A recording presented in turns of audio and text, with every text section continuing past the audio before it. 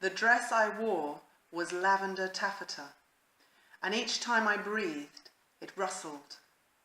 And now that I was sucking in air to breathe out shame, it sounded like crepe paper on the back of hearses. So this very short passage, which is just really a sentence, is full of imagery. There's the image of the beautiful dress made of taffeta.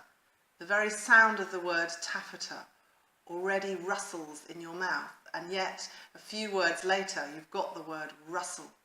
So both of them are quite onomatopoeic. They have the sound in them when you say them, like the thing they're actually describing. And she's also talking about sucking in air to breathe out, and actually the rustling is also a sucking of air around your mouth, in and out.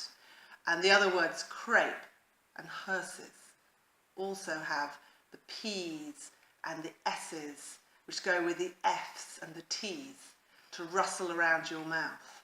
So the very sounds of the words that she uses give the feeling that she's trying to create of something rustling. Now, of course, you could have pleasant things rustling, and in fact, at the beginning, you think the lavender dress is going to be something wonderful and pleasant. But the very last word talks of hearses, and the crepe, we realise, is the black crepe that they used to have on the back of hearses.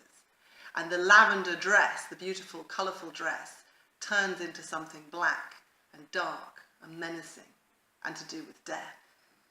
And then we remember that what she's actually talking about is breathing out shame. And so that word shame gets breathed out until it actually becomes the black crepe that's on the back of the hearses and something death-like. The rest of the passage goes into more detail to explain why she feels this. This is like an introduction to the rest of the passage. But already that very first sentence shows us how something very beautiful, the dress, turns suddenly into something old and dark and nasty and cold. And that's exactly what Maya Angelou goes on to explain, how she feels, how something very beautiful, in fact it becomes it is herself, turns into something which is death-like and menacing and unpleasant, and how she ends up feeling about herself. The effect of the imagery is very powerful.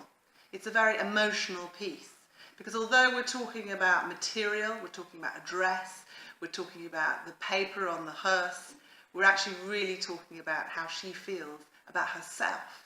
We're talking about emotions, we're talking about shame.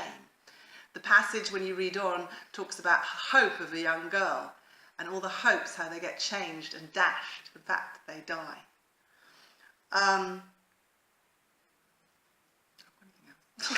Is that all right? That's great.